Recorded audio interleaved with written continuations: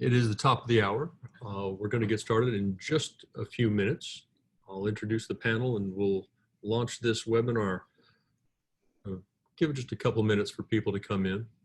Just by way of introduction, I'm Lance Loveday. I'm the CEO here at Closed Loop. We're a digital media agency, been around for about 20 years now, and managed, I realized recently, over $1 billion in ad spend. And if you told me 20 years ago that I would have $1 billion flow through this agency, I would have thought you were joking, but here we are. So we work primarily with high growth companies and help them exploit the digital media landscape and paid media landscape to outgrow their competition. So that's Closed Loop. With me, my colleague, our Chief Advertising Officer, Amanda Evans, and Amanda's been with us for coming up on, I think, on 8 years now, right, Amanda? Just about, yeah.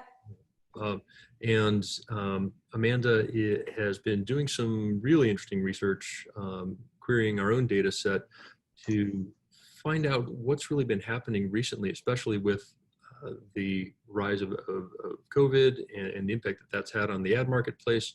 And is going to be able to speak to our experience across, our client base, as well as broader trends across the market. So I'm looking forward to asking you some tough questions about what's happened, Amanda, and asking about the future as well. Fantastic. It's nice to be here.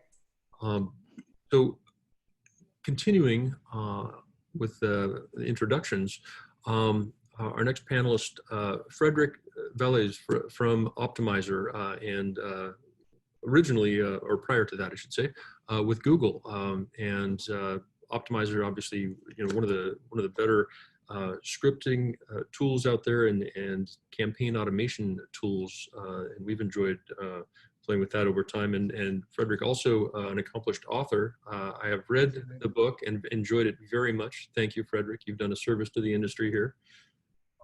Pleasure to have you. It's good to be here. Currently, I'm working on the second one, the follow-up to that book. Obviously, that struck a chord. It really started as just a bunch of posts on search engine land about what us as humans could do to be better when machines seem to be taking over every single task that we charge our clients for, right? So how do you make a living? And it's actually interesting because there's a lot of ways that we can still make the machine smarter, better, more efficient. And so that's what the book was about. Good to be here. Thanks for having me on. Oh, it's an absolute pleasure. I appreciate it. And I do want to tee this up for everyone.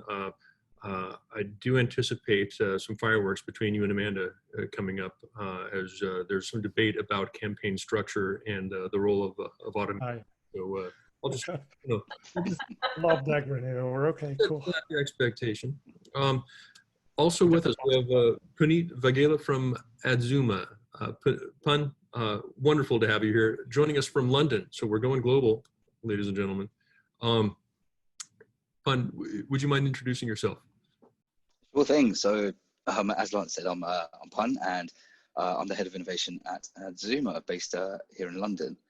It's an absolute pleasure to be here and actually be with this panel to discuss what's going to be happening in the digital marketing world, and especially from an AI perspective, which is why I'm very excited to be speaking, especially to Amanda, Frederick, and Daryl about this subject, because I think there's probably going to be a few fireworks between all of us with our perspective points of view on these subjects. Especially my background, being a pure specialist beforehand, and then coming into the technology world, my points of view are very, very granular when it comes to setting up any sorts of accounts. So I'm excited to see how this goes. Excellent. Very excited to have you here. Thank you. And as I said before, I apologize for ruining your evening there in London. Oh, trust me, there's not really much else going on here. So. All right. And last but certainly not least, we have Daryl McNutt from TapClicks joining us. Daryl, absolute pleasure to have you. And where are you coming in from? We're actually based San Jose and Boston, but I have a place in northern Wisconsin where I'm from, and about 200 acres up here. And I was doing social distancing before it was even a trend, so I was ready for the outbreak. Well, congratulations, and you've got your remote cabin out there and pretty good internet access. Well planned, sir. Well, we still have some of the modern luxuries out here. So Nicely done. Well, it's a pleasure to have you here. I'm excited to have the panel all together. And we're going to go ahead and kick things off here. What I wanted to do is dissect what's happened. Obviously, we've all kind of got trauma and whiplash from everything that's happened globally over the last 6 weeks or so here, maybe 7, 8 weeks. But what has happened with the digital advertising marketplace? I've talked with Amanda a little bit about it. I've talked with some others about it. And, in the broader economy, we're trying to forecast the future and say, are we going to have a V-shaped recovery, a U-shaped recovery, and so on. I feel like we've had a little bit of an advertising recovery just in the last number of weeks even. And I'm curious to get your take on it. How have you experienced that, both from your client's perspective and I think overall from a marketplace perspective? And Amanda, if I could ask you to lead off, I mean, what have we seen? Have we seen U-shaped, V-shaped, and how far close to recovery are we now from an Well, it's a good question. It's been an interesting ride for sure. I think initially, going feels like forever now, but going back to the middle of March, right? We saw really a pretty substantial decrease in overall CPCs. So what we started to see was really about a 35% decrease in CPCs. That was driven primarily by two things. Some advertisers that were pulling back, right? So they were pulling back on spend that was perhaps inefficient before, and really kind of cutting things down to just the stuff that really worked well. But I think also it had to do with, because people were jumping online more, we were seeing the inventory becoming available. So inventory increased, costs decreased. So we started seeing CPCs come down. Now what we're seeing is this trend. It decreased for a while and now it's starting to increase back up. We're still not to the levels that it was before. So we saw about a 35% decrease initially. Now we're about 30% back up. So, but what's interesting is the states, just speaking of the United States now, the states that have come back online, I say online, the states that have come back and are no longer shut down, we've seen a 43% increase in those CPCs versus a 31% increase in states that have remained closed. So that difference right there tells me that things will get back to normal in terms of CPCs. I think the other interesting thing that we've seen is the decrease, not so much in conversion rate, but in the time to convert. And that's particularly with a lot of our B2B clients. We're seeing a decrease in the initial lead or MQL to an opportunity. We're seeing that time lengthen and we're seeing that decrease a little bit. So that has us a little concerned as CPCs come back online, is whether or not we're going to see the MQL to opportunity rate also increase. So those are, really the trends that we're looking at right now. Totally fascinating. So a couple of things I want to highlight there. States that in the US that have lifted their lockdown orders are coming back at a clearly faster rate, even in the ad marketplace, than those, although everyone's starting to kind of turn the corner and come back. And then kind of as you would expect, it sounds like there's a change in buyer behavior, both I think B2C and B2B, where people are doing as much shopping and looking as ever, but a little more hesitant to actually commit. I think that's right. I mean, I think we are seeing the hesitancy in making large purchases, in particular for businesses. There's a sense of, well, I don't know what the economy is going to do, so I better just stay put. And so we are, really working through some ways to combat that. So we're shifting from essentially like a buy now strategy to a nurture strategy to make sure that the leads that we're driving, we can keep them warm. So we're doing some sequential messaging, we're doing nurture strategies through social media, to the extent that we can through search, and just really trying to keep those leads warm. We do think they'll come back and they will eventually buy, but it just is going to take some hand holding. Got it. I would say it all really depends on the industry too, right? Like we can talk about a U-shaped or a V-shaped recovery, but ultimately it's for every advertiser. And I would say it's either feast or famine right now. Right. So if you're a travel advertiser, then, good luck getting anyone on a plane in the next 2 years, right? They're talking about multi-year recoveries. But if you sell, webcams and you actually have them in supply, like it's a feast right now. And I think was it Daryl, you said you just bought a Peloton bike, right? Those guys are, it's like Christmas every day of the year right now. It's like Black Friday every day of the year, right? And so it's very individual and it depends on the industries. So one interesting example too was in the automotive vertical. Microsoft has published some great data and they looked at the state of Georgia where one county had put shelter in place before the whole state did it. And the automotive dealerships in that one county were definitely down much more than in the state of Georgia. But that makes it so difficult because if you're a multi-state or a multinational advertiser, like how do you stay on top of this stuff, right? Like it literally, like I have no clue on what's happening in London right now. Like what is the regulation? Like if I want to sell to people in London, I don't know what to do because I don't have people on the ground there. And that's what makes it so challenging right now for advertisers. I would say on the B2B side, Amanda's exactly right. We're not seeing people say no, but they're taking a longer time to make those decisions.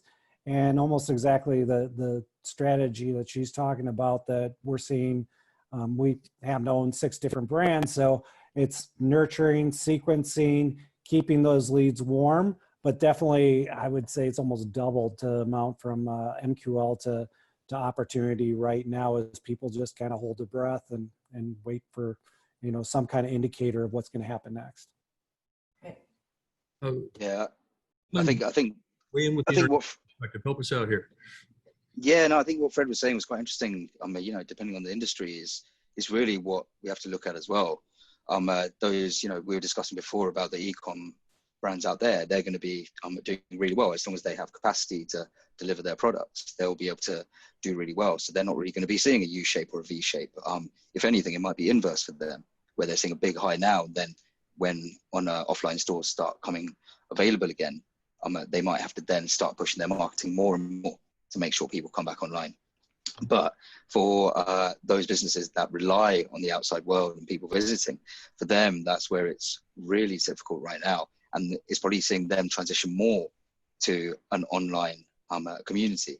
So, taking the automotive example, there's we have a couple of automotive brands in the UK that offer the opportunity to buy cars online, but it's still not a big thing.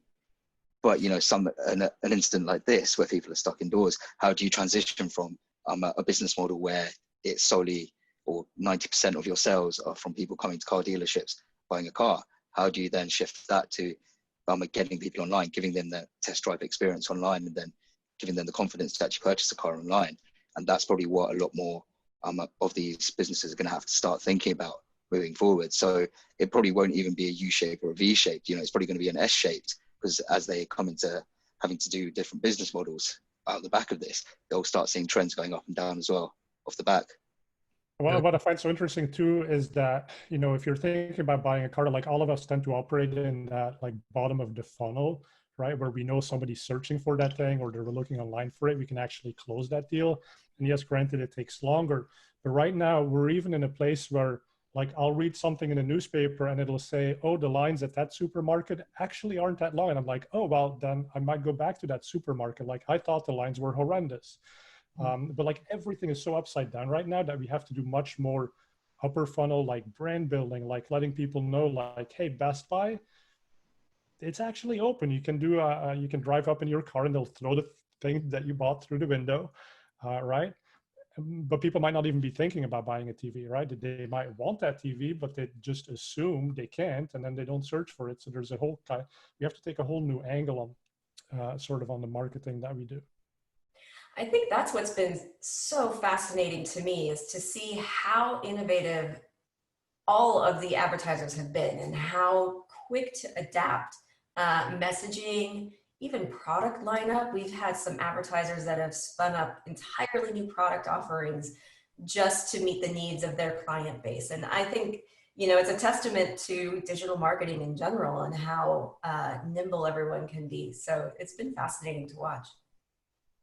Yeah, just amazing trends. And you did bring up a great point, Frederick, that, you know, there will be winners and losers, and there are already clearly winners and losers. And the effects are not going to be evenly distributed across industry, across players on this.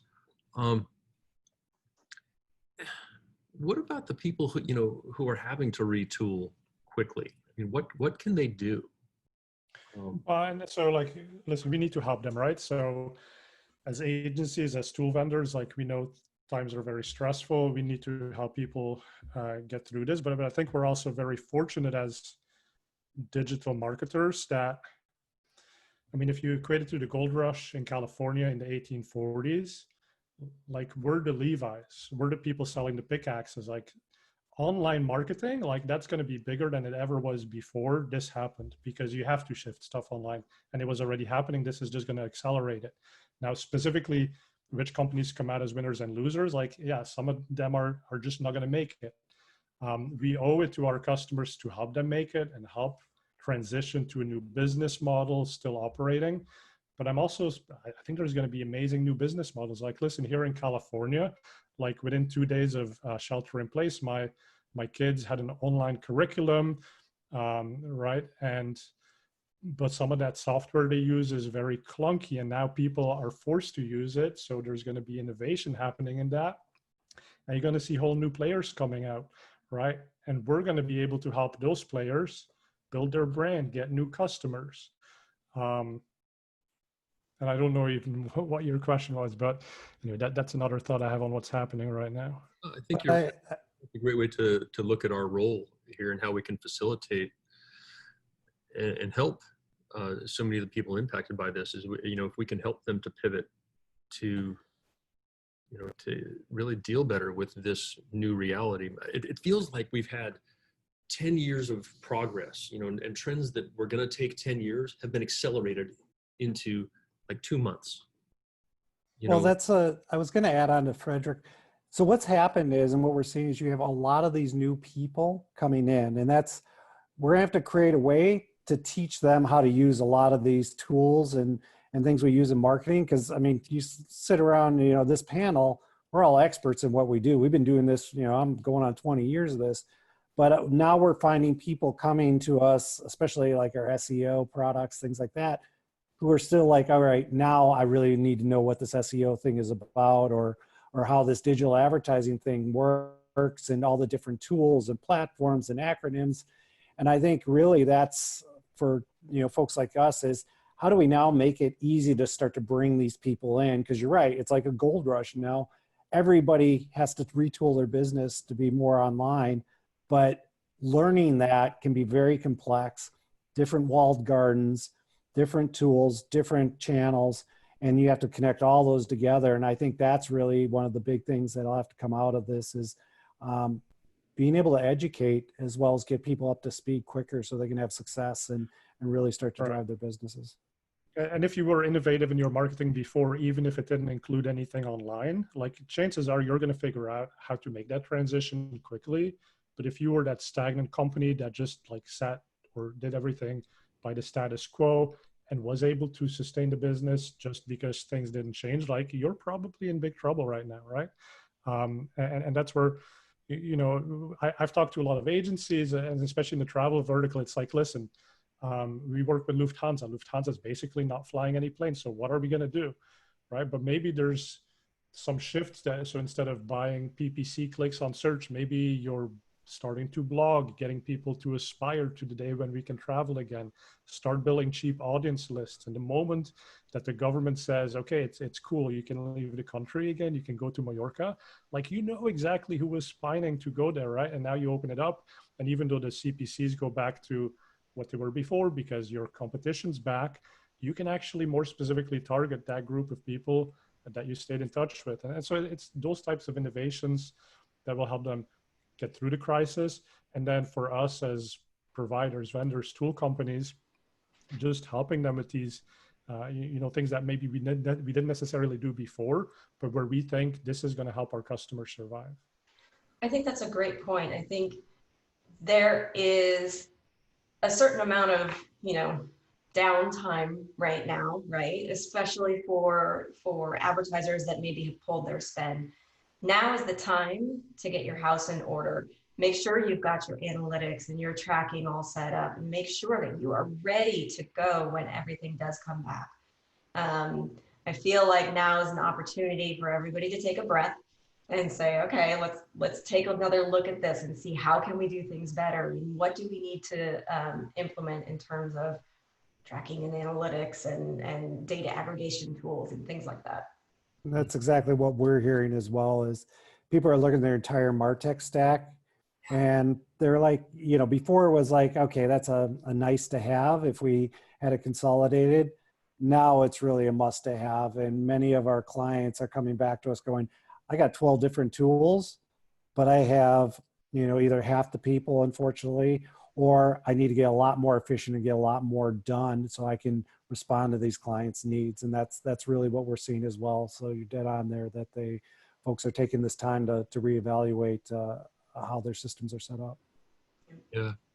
Yeah. I mean, we're seeing opportunities to kind of move adjacently into even a little more business strategy in some cases as well, and typically as a paid media agency, that's where we've stayed in our lane, right? And we're seeing opportunities now to expand out a little bit and provide a little more in the way of strategic consulting and say, well, what's holding you back right now is perhaps your point of sale infrastructure. We need to get access to that data. And you haven't thought of that as being part of your MarTech stack in the past, but it really is and should be. And we need to figure out a way to get access to that data now to incorporate it. You need to figure out your online ordering system and process, and we need to help you now get your customers habituated to online ordering and curbside pickup, perhaps. And it's a different game. I love that point, Lance, because it's like so many times a client comes to an agency or a tool vendor and they're like, you guys are the silver bullet that's going to fix all my problems, right? But then you're talking about like, it's actually the business is broken. Like their shipping infrastructure is too expensive. They don't have the modern POS systems that captures the customer's details, right? If those things are broken, like we can't magically fix your business. And like Amanda was saying, now is a great time to clean house and make sure you're in the best possible shape to emerge from this. Yeah. I'm curious,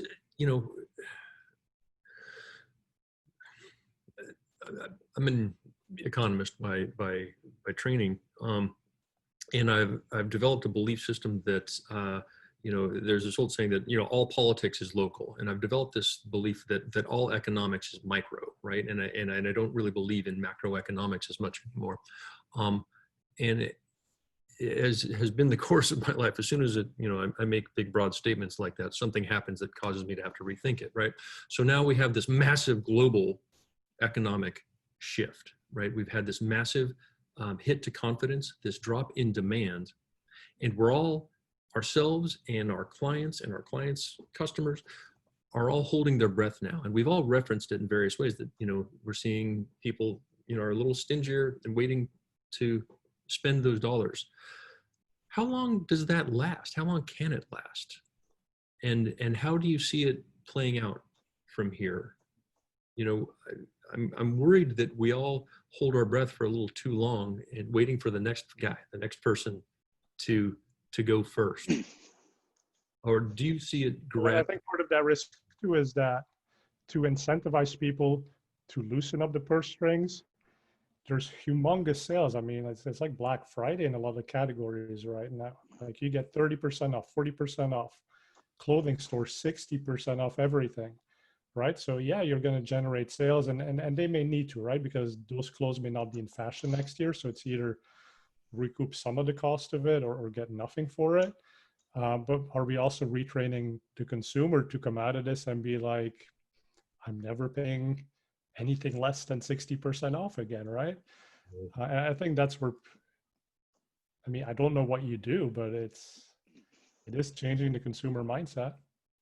Well, that is the reality. We talked last week with one of our clients. It's a menswear retailer, and they're doing deep discounts on things that they've never discounted before. And fortunately for them, their customer base is responding.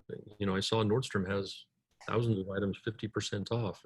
I bought some cycling glasses for 30% off that are never discounted. So that is happening, and I guess you're relying on animal spirits and people wanting to get out and do something.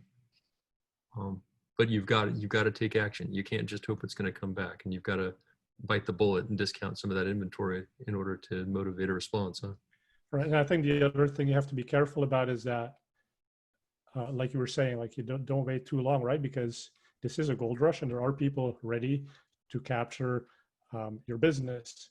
I haven't looked at specific sales of Flowbees, but in Lance, obviously, you don't need a Flowbee, and neither does Pun. But I've considered your hairstyle, guys, because if I can't get this thing on my head under control, like maybe I should just shave it all off, and maybe my hairdresser never gets my business again. And that's a very like hyper local small example, but on a broader level, that's what we have to think about, right? Like, how are consumers shifting behavior in a way that's in the long term going to negatively impact?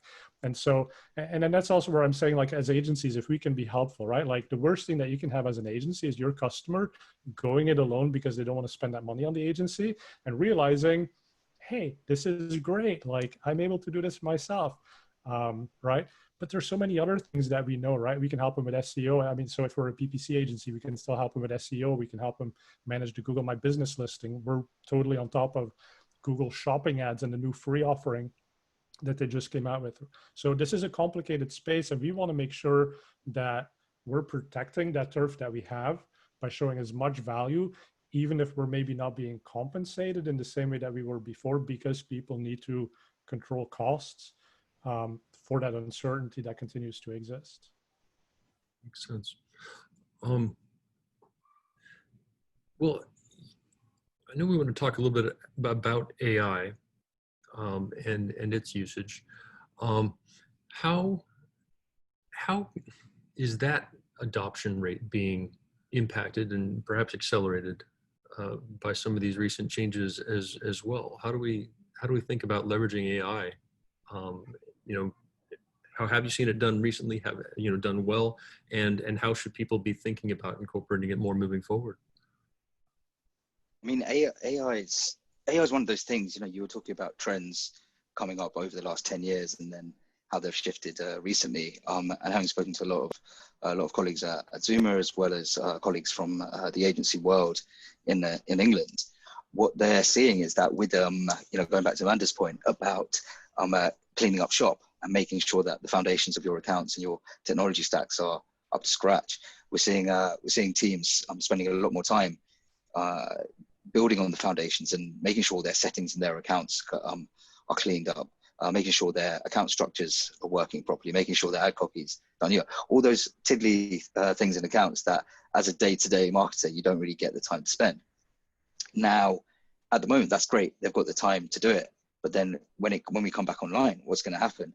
If they have to go back to the way things were, they're going to need some sort of technology to be able to manage these kind of things. And this is where there's so many different types of technologies out there now that can help you manage optimizations in your account, help you manage the actual account management themselves, and even stuff you can do within your account, making sure you have the right scripts in place, making sure you have your RSS feeds and email alerts on so that as soon as something's happening. All these little things where you wouldn't ever think of doing them before because you had the time to do them. These are going to be ever more important going forward. And I think also with the way that customers are going to be behaving when it comes out, when this is hopefully all over, it's going to be even more important to make sure that you're appearing at the top of those search rankings, making sure your Facebook ads are appearing prominently in front of people. So having that foundation to make sure you have the cheapest CPCs is going to save you as much money as possible, especially if your budgets have been cut because of cash flow issues. So this is where efficiency of buying digital media is going to be more important than ever.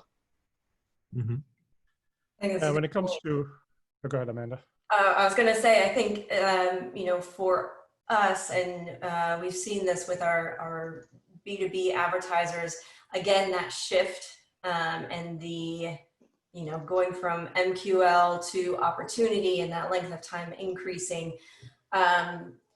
If your data streams aren't instrumented in such a way that information gets fed back into the platforms, we're having to now go back in and manipulate our bids so that the machine learning can really effectively, bid down funnel to opportunity. So we're finding that we're needing to make some shifts with the way that we're using machine learning, because again of that down funnel conversion rate changes, and making sure that all of the data is instrumented correctly to go back into. Right, I mean, you talk about all the data, you're probably talking about stuff that's very actionable here for the audience, but don't be on last click attribution when people basically can't purchase right now, right? Value some upper funnel activity, value some brand building, because otherwise the automation is going to completely shut you off in a couple of days if it notices that nobody's converting on the spot.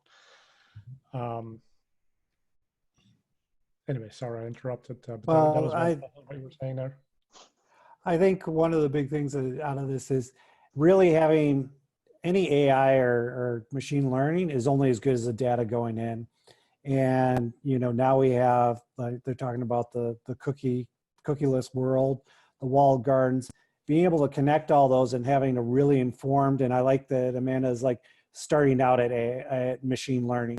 That's what most of what's out there is using data and just using standard machine learning methodology before you even get to an AI. Like there's very few that can use an AI, but good machine learning and predictive analytics will give you automation that will help you be successful. So this is an opportunity to really clean up those data sources, get them consolidated so that you can make good predictions. And like Frederick's saying is, if you were thinking like the click or the sale was the main thing, you're now going to be running out of data to make to inform that model. So yeah, having good data consolidation will be key in cleanliness. And we absolutely echoing what you're saying, but we see companies that try smart bidding from Google and then they turn it off and they're complaining that they didn't see results. And yeah, but there's these 5 things that you didn't do correctly, like you didn't correctly tell Google what a conversion really meant, right? And then there's also the quality of the conversion. So if it's just a form fill,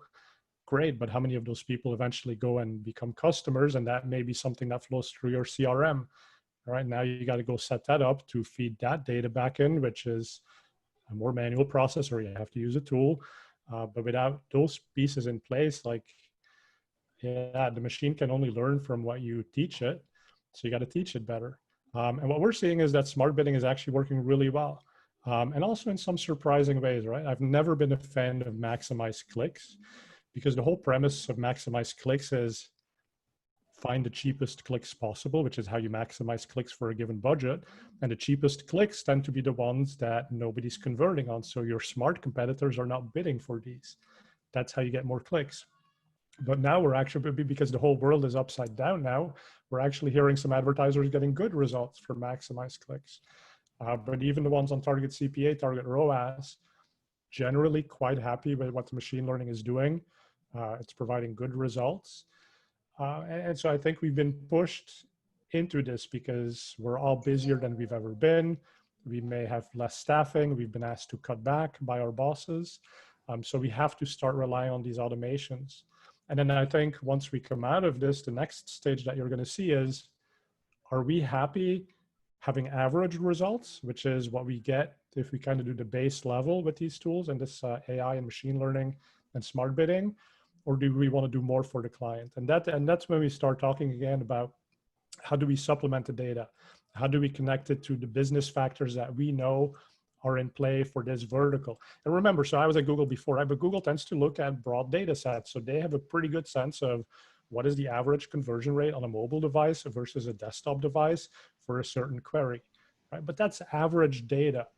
What about your business, right? How is your business different? And my favorite example ever is, let's look at the lunar cycle. Like if tonight we have a full moon, is that going to have an impact on how we should bid for your business? And Google has said, we evaluated this, we actually ran this experiment, and we said, no, we don't have to look at the lunar cycle because on average, in aggregate, it doesn't impact click-through rates or conversion rates. But hang on a second, if you have a maternity ward or you're a psychic, actually that lunar cycle does have an impact on how many conversions you're going to have.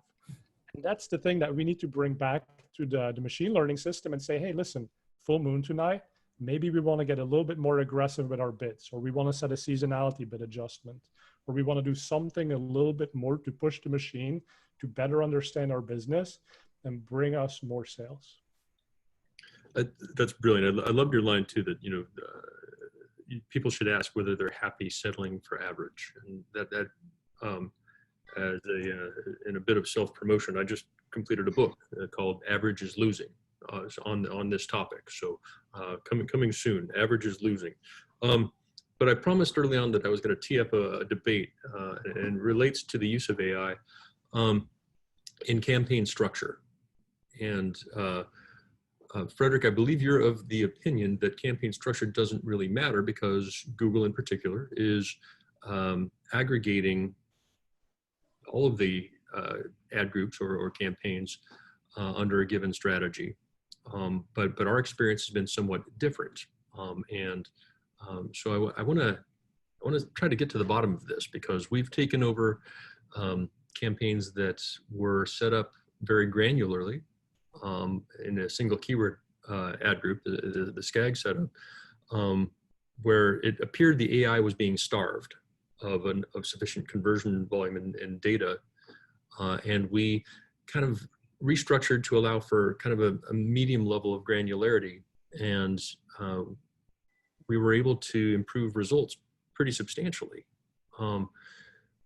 And at the same time, there are others who are just adamant that the single keyword ad group structure is still the way to go, even with the use of AI. Listen, I hear it both ways. So, I mean, let me get my gloves on and we'll fight this one out. But okay. I hear it both ways, right? And so, I mean, fundamentally, and I just spoke to Google actually, again, this morning on this exact same topic. Mm-hmm. And if you think about it, the way that the machine learning works and the predictive algorithms, they look at what is the relationship between the query and the conversion that you have in your account and how you're reporting that. So one interesting fact is, even if you don't do like target CPA bidding on a certain campaign, like Google is actually still using that campaign's performance data because you're still doing conversion tracking. That conversion pixel is still running against that campaign. So even though that's not automated, Google is using that to learn for the campaigns that are on some level of automation. And so if you really think about it, it's just that connection between what's the query, what's the conversion. That is what Google builds its primary model on. Now, if you go and you have different ad texts in every single keyword ad group, then yes, you're putting one more variable into the mix, which could confuse the model, could enhance the model, could have an impact on the model, right? And that's where you have to be cautious. And so I'm not arguing with, if you run an experiment and you get better results by aggregating stuff, great, then run with that. But at a fundamental level, and maybe this is the better point to make. So if you had single keyword ad groups where the targeting and the bid adjustments and the ad text was exactly the same as if you had put all of those together in a single campaign with a massive ad group, like there should be no difference between those two. But it's the fact that when you become more granular, you introduce variations that can change the performance. But the underlying machine learning model still basically learns at the same level.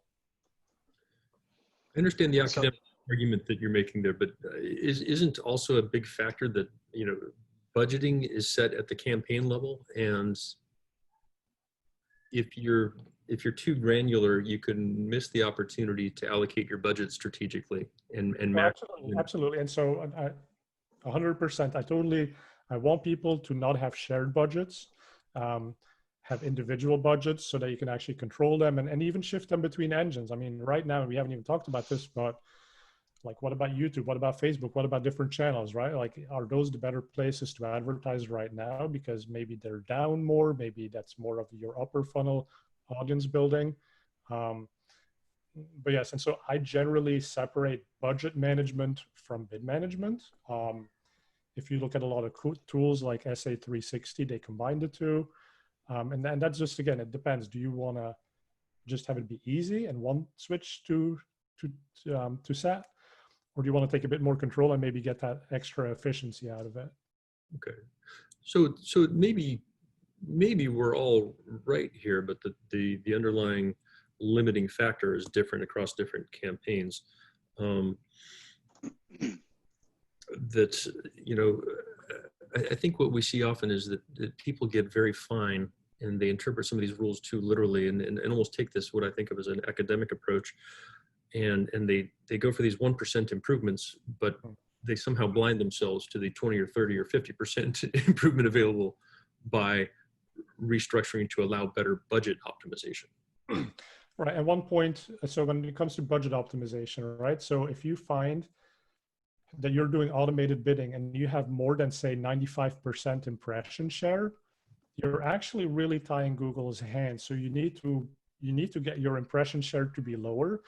Mm-hmm. And that's a bit counterintuitive because most advertisers think, well, if I've got my set of keywords that I like, that I convert on, and they're delivering leads at the cost per acquisition that I want, why wouldn't I want to be at 100% for those? But you're basically disallowing the machine from exploring new traffic. So a good solution in that case would be like find some new keywords, maybe broaden up your geographic targeting, maybe experiment with something a bit more controversial like responsive search ads and let Google put together the ads the way that they want. But do that or increase your budget, right? So but try to get your impression share to not be too high, because then you're basically being too, it's almost like running exact match keywords before they became, you know, what they are today, right? Where they're not so exact anymore. But that was the point. Like, you could run an amazing campaign, but if everything was an exact match, like, you would never pick up on shifts in industry trends or shifts in consumer behavior, and you'd never grow your conversions. Yeah, I think essentially what it comes down to, right, is giving the machine learning algorithms the leeway to optimize, really. And if you constrain the campaigns too much, whether it be by the structure, we happen to find that single keyword ad groups really, for our client base, vastly constrains the algorithm. But, you know, if we can keep it and give it the leeway to run, yeah, it's outperforming manual bidding almost all the time, except for brand terms. Say brand terms, it still doesn't work. But. Right, and that's the cool thing, right? So these are the things that we as experts know, and that's what we can bring to our clients. And that's also why you have to be so cautious with these broad sweeping statements like, hey, smart bidding is great, because yeah, it's great, but and then, okay, I love that they call it smart bidding as opposed to automated bidding, because when you say it's automated bidding, it's like, why do I pay you as an agency? Why do I need someone, a tool company, to do it better, right? Doesn't Google do this for free? And that's what my whole book is about, right? So, like, we can still add value by being a little bit smarter, and that's oftentimes worth quite a bit of money.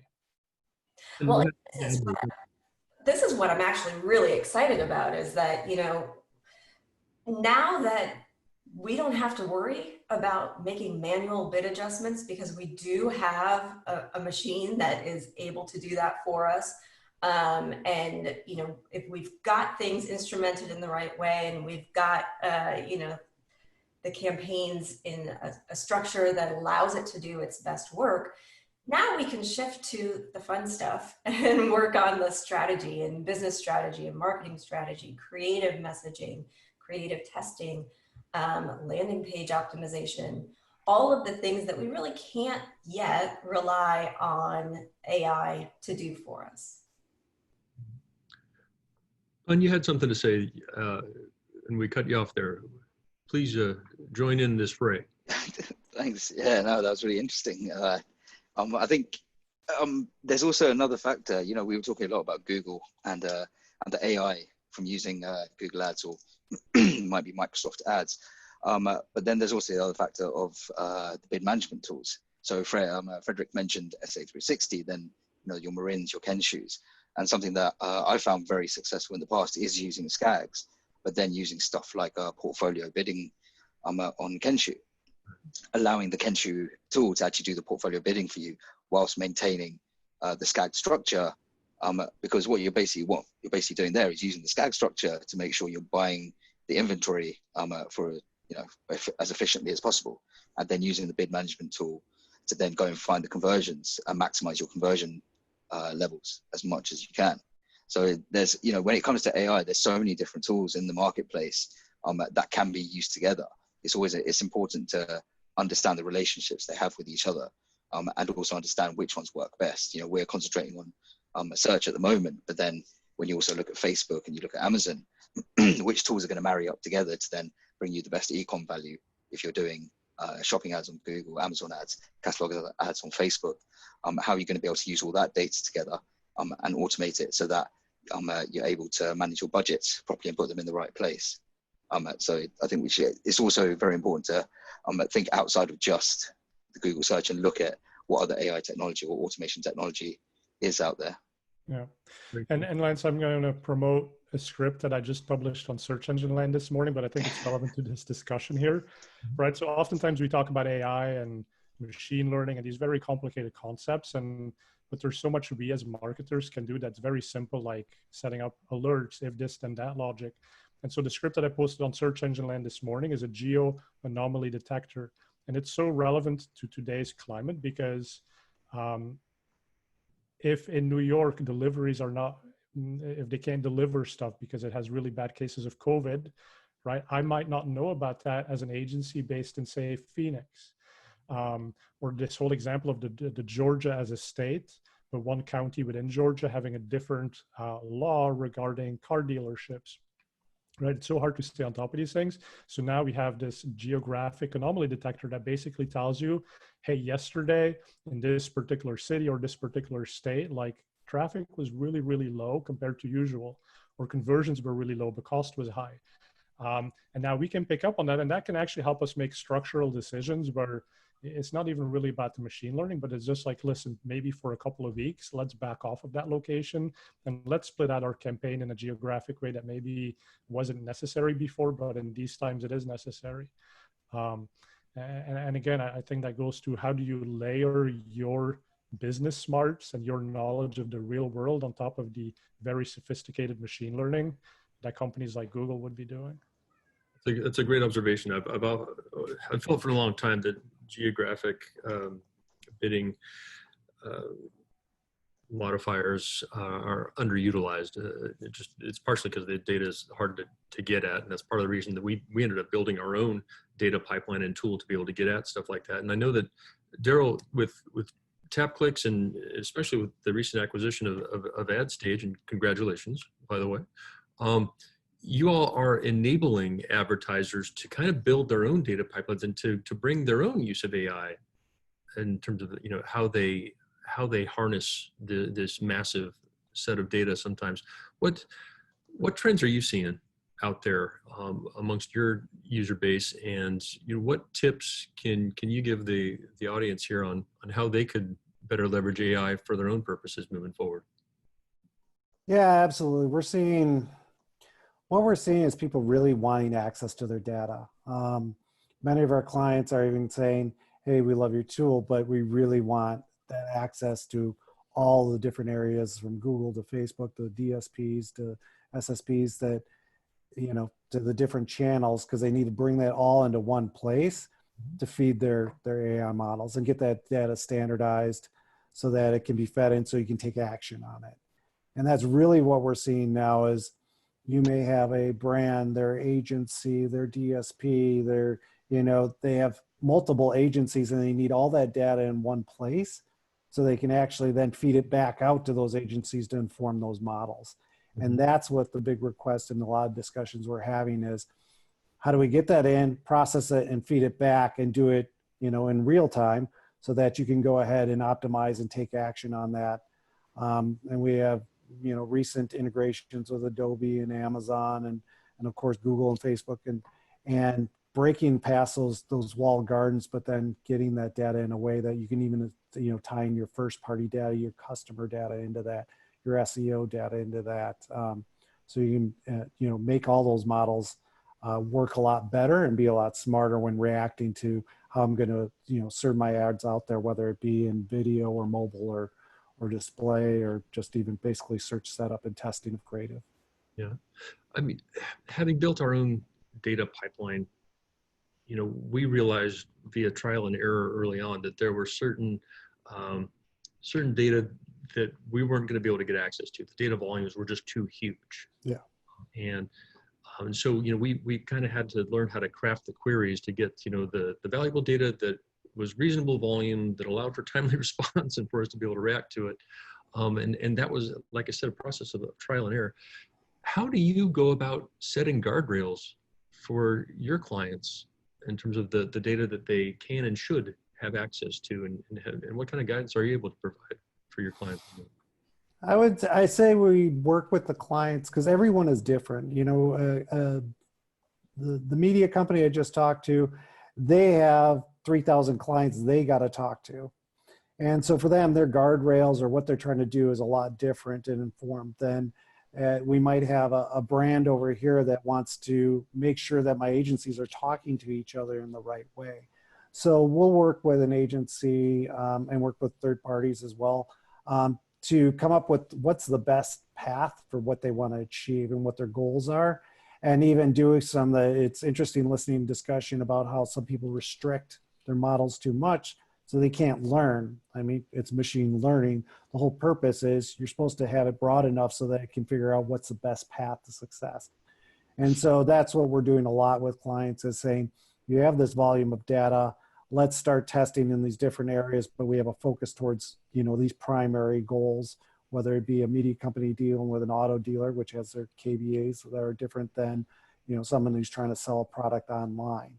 And so that's really being a little bit of a data consultant, but then having access to the volumes of data, and then also having integrations where we're able to respond in real time. So having that data, making a decision and kicking it back, in milliseconds so that whether it's a bidding situation, mostly what we're seeing for AI right now and machine learning is that, goals and pacing and forecasting and people building models around that. And I would love to say there's one size fits all. I've definitely not seen that.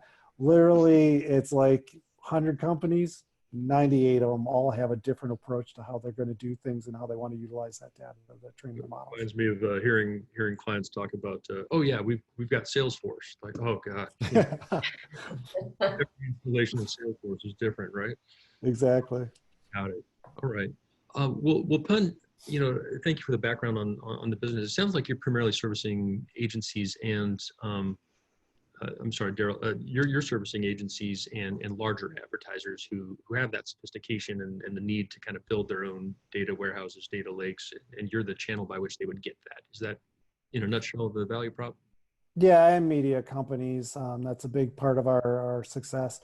But again, those media companies are serving thousands of advertisers out there, and they also may be plugged into agencies as well. So we get to see the whole broad spectrum, which allows us then to come back to our clients and give a lot of best practices, and then also help them figure out what's the best way and the best approach depending on their industry and what channels they're advertising in.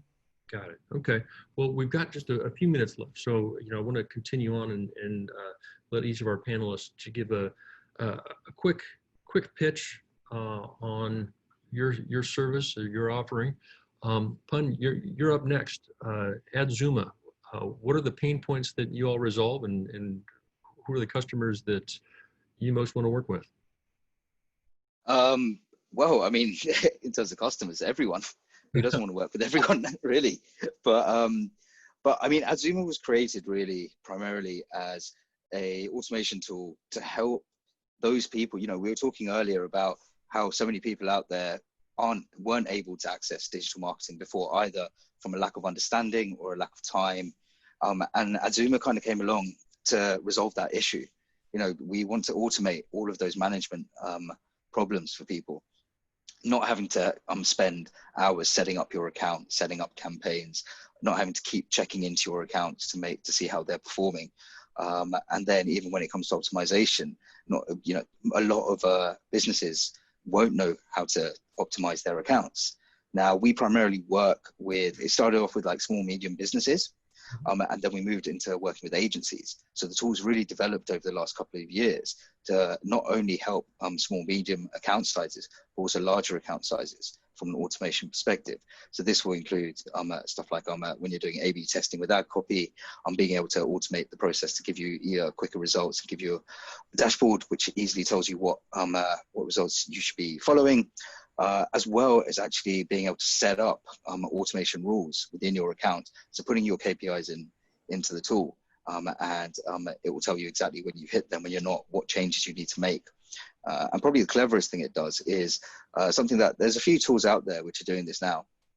And that is actually giving you optimization recommendations for your account based on best practices from Google, as well as what we see that works really well across all of our clients' accounts. And this, I feel, especially for myself, coming from an agency background, where when you're running a team of 40, 50 people, one of the most important things is time savings. How do you use that resource most effectively?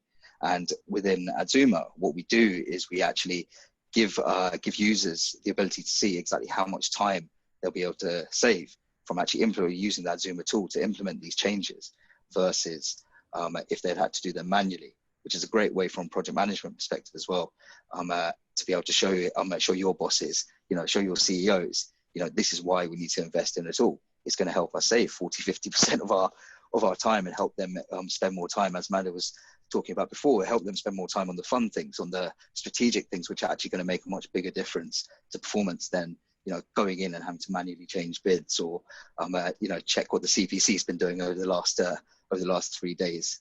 All right, brilliant, very good. Frederick, Optmyzr. Yeah, Optmyzr. So with it, but I'll pretend ignorance. I'll let you go right ahead. So we do not want every customer.